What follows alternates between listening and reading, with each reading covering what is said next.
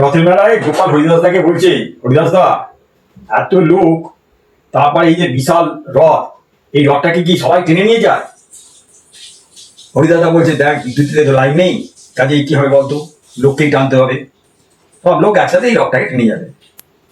আচ্ছা, আমি যদি টানি এই রথটা, আমার বাড়ির দিকে নিয়ে যেতে পারবো? হ্যাঁ, তাহলেই তো হয়েছে, ভগবান জগন্নাথ নিজেই বলবে গোপালের শ্বশুর বাড়ির দিকে চলে যাই। আচ্ছা, এত ভক্ত, এরা কি সবাই ভগবানের ভক্ত? আরে না না, এর মধ্যে অনেকে আছে ভগবানের ভক্ত, আবার অনেকে ওই জিলিপি ল্যাংচা, হ্যাঁ, চাটের লোক, এরাও কম নেই।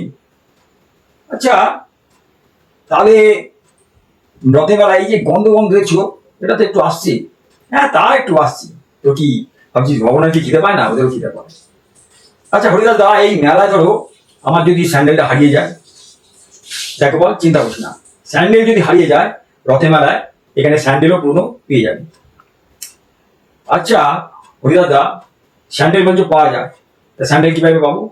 রথের মেলায় একমাত্র জায়গা যেখানে স্যান্ডেল বদলা বদলি হয় একদম ফ্রিতে। চিন্তা করিস না, তুই স্যান্ডেল পেয়ে যাবি। ঠিক আছে। আচ্ছা দেখো, মনে হচ্ছে রথটা একটু নড়লো না? না না, রথ নড়িনি, এক চুলো নড়িনি। তুই মনে হচ্ছে একটু নড়েছিস, চিন্তা করিস না।